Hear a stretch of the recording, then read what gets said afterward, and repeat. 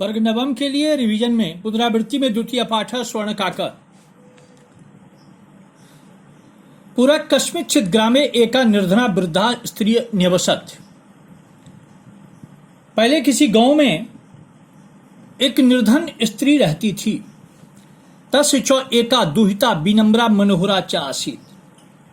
और उसकी एक बहुत ही विनम्र और सुंदर पुत्री थी।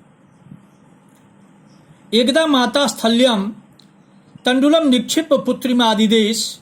एक बार मां ने थाली में चावल रखकर पुत्री को आदेश दिया, सूर्य आतपे तंडुलान खगेभ्य रक्ष। सूर्य की धूप में चावलों को पक्षियों से रक्षा करो।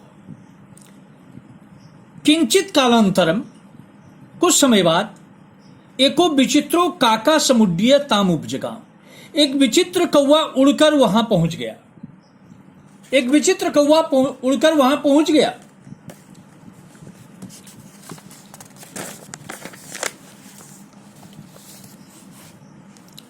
नेतादृशः स्वर्णपाक्षो रजत चंचु स्वर्णकाकस्तया पूर्वम न दृष्टः। सोने के पंख वाला और चांदी की चोंच वाला ऐसा सोने का कौवा उससे पहले नहीं देखा था। तंग तंडुलम खादंतम हसंतम विलोक्य। उसको चावल खाते हुए और हंसते हुए देखकर बालिका रोदितुम आरब्धा। लड़की रोना आरंभ कर दी। तंग निवारयंती सा प्रार्थियत। तंग निवारयंती सा प्रार्थियत। उसे रोकते हुए उसने प्रार्थना करने लगी, तंडुलान मां भक्षय। चावल मत खाओ। मदीय माता अति निर्धना वर्तते। मेरी मां बहुत गरीब है। स्वर्ण पक्षा काका प्रोवाच। सोने के पंख वाला कौवा ने कहा, मां सुचह, चिंता मत करो। सूर्योदयात प्राक ग्रामात बही पिप्पल वृक्षम अनुतोया आगंतव्यम। सूर्योदय से पहले गांव के बाहर पीपल वृक्ष के नीचे तुम्हें आना चाहिए या आना। अहम तुभ्यम तंडुल मूल्यम दास्यामी। मैं तुम्हें चावल का मूल्य दूंगा। मैं तुम्हें चावल का मूल्य दूंगा। प्रहर्षिता बालिका निद्राम नौलेभे। प्रसन्न बालिका को नींद भी नहीं आई। खुशी से बालिका को नींद भी नहीं आई। सूर्योदयात पूर्वमेव सा तत्र उपस्थिता। सूर्योदय से पहले ही वह वहां उपस्थित हो गई। वृक्षस्योपरि विलोक्य सा आश्चर्यचकिता संजाता। वृक्ष के ऊपर देखकर वह आश्चर्यचकित हो गई। यत्र तत्र स्वर्णमयो प्रसादो वर्तते। जहां तहां सोने का महल है। यदा काका सयित्वा प्रबुद्ध। यदा काका सयित्वा प्रबुद्ध तदा तेन स्वर्ण गवाक्षात कथितम। अहो, जब कौवा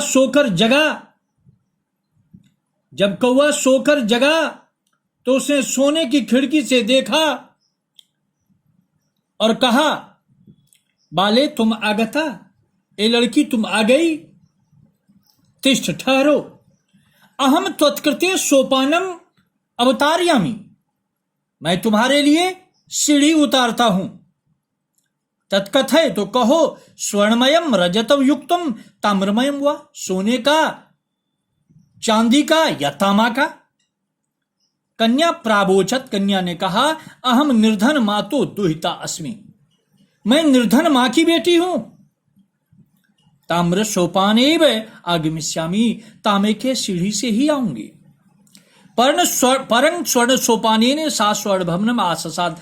लेकिन सोने की सीढ़ी से वह सोने के भवन में आ गई।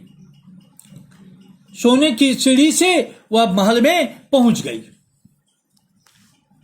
चिरकाल भवने चित्र विचित्रानि सज्जितानि दृष्ट्वा सा विस्मयंगता। महल में विभिन्न रंगों से सजी हुई वस्तुओं को देखकर वह आश्चर्यचकित हो गई। श्रांता तंग विलोक के थकी हुई उसको देखकर काका प्राह, कौवा ने कहा, पूर्व लघु प्रातराशम क्रियताम। पहले नाश्ता करो। पहले थोड़ा नाश्ता करो। बद बोलो, त्वम स्वर्णस्थल्याम भोजनम करिष्यसि। किम वा रजत स्थल्यामुत ताम्र स्थल्याम, क्या तुम सोने के थाली में भोजन करोगे या चांदी के थाली में या तांबा के थाली में? बालिका ब्याजहार ताम्र स्थल्याम एव अम निर्धना भोजनम करिष्यामि।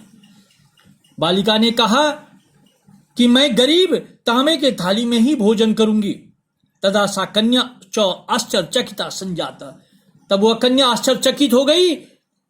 यदा स्वर्णकाकेन स्वर्णस्थल्याम भोजनम परिवेशितम, जब सोने के कौवा ने सोने के थाली में उस लड़की को भोजन दिया, सोने के थाली में उस लड़की को भोजन दिया। नैतादृक स्वादु भोजनम अद्यावधि बालिका खादितवती, लड़की ने ऐसा भोजन आज तक नहीं खाई थी, ऐसा स्वादिष्ट भोजन आज तक नहीं खाई थी। काको ब्रूते, कौवा बोल कहने लगा, बालिके ए लड़की, अहम इच्छामि, मैं चाहता हूं कि यत् त्वं सर्वदा चा अत्रैव तिष्ठ, तुम हमेशा यहीं रहो। परम तब माता वर्तते चै काकनी, लेकिन तुम्हारी मां तो अकेली है। तुम शीघ्रमेव स्वगृहम गच्छ, तुम शीघ्र ही अपने घर जाओ, तुम शीघ्र ही अपने घर जाओ।